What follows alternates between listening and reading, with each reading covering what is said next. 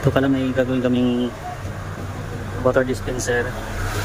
So pressurean muna namin to kasi wala siyang lamang freon, may leak din to.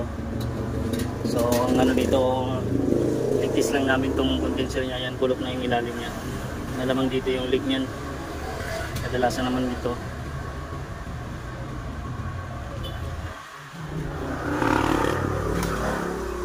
Pressurean ko muna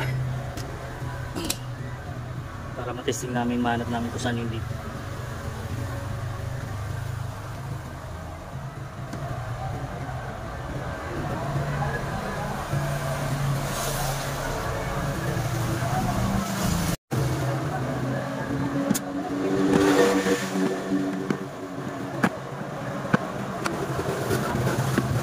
Kargaan ko muna ng 120.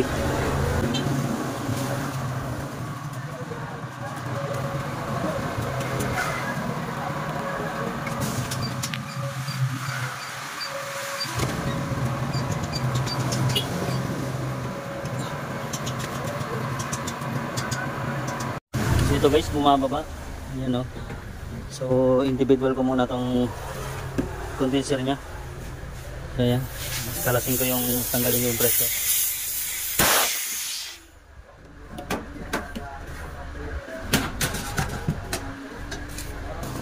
So ito guys, kalasin muna namin tong cover. Ay, masikip. Ayan.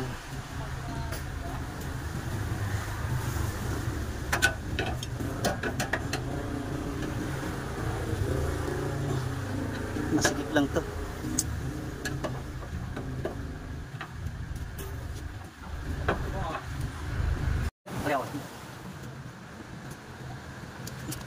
Wala nang itik-itik na.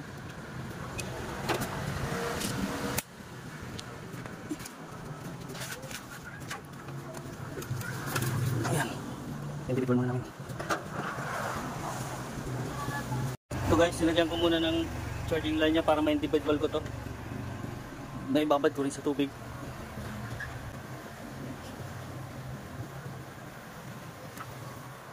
Alamang nandito ang leak niyan kasi ito bulok na to. So ito guys, binabad na namin yung ano,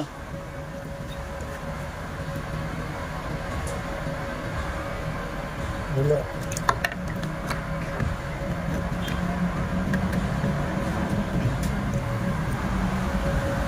Babawas eh.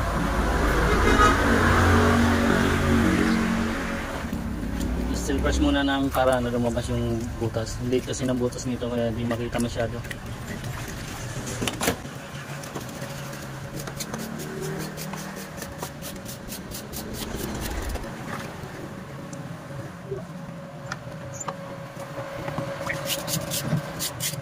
Patayin naman siya. Ganun pa rin oh.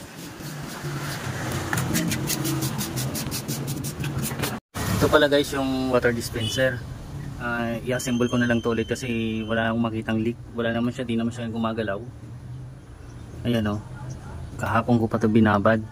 Di naman siya nagbago yung pressure niya. Tsaka ito yung condenser din. Ito yung condenser niya. In-individual ko yan, yung low side niya. Tsaka ito yung condenser niya, yung high side niya. Walang leak.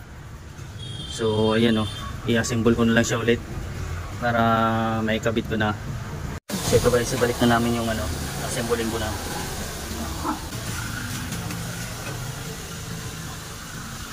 Ito guys, naka-vacuum na to. Ayan o.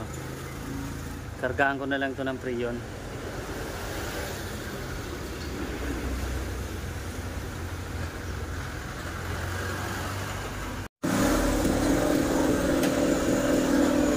Ito guys, bina-assemble na namin para.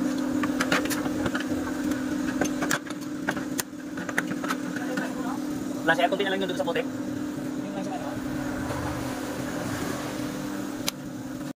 So guys, kargaan ko na ng freon na lang to.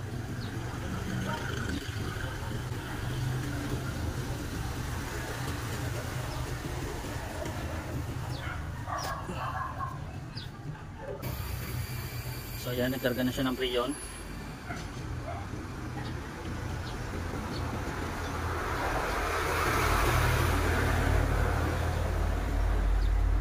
Tapos saksak. So ayan, umandar na siya.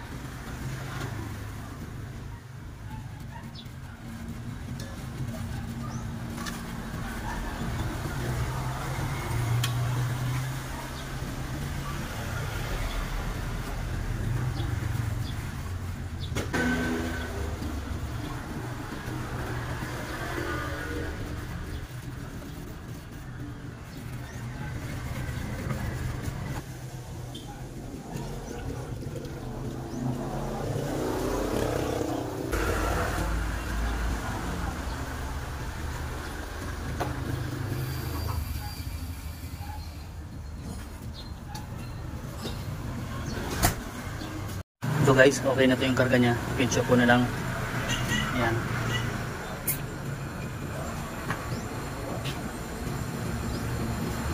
So ayan, pinch ito.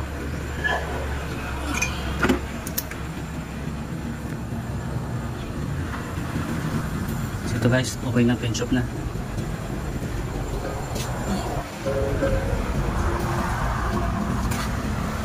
So ayan, pinch off na namin.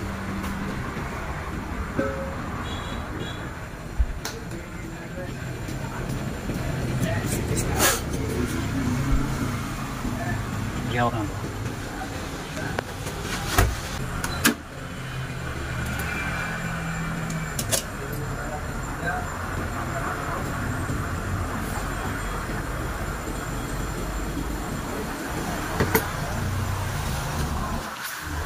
Ito na guys yung water dispenser, oh. Kasimbolin namin, tapos na to. Okay na to. Malamig na to. Okay na yung lamig niya. Tapos linis na lang para pick upin na lang dito ng may-ari ito. So yun guys, sige, bye bye.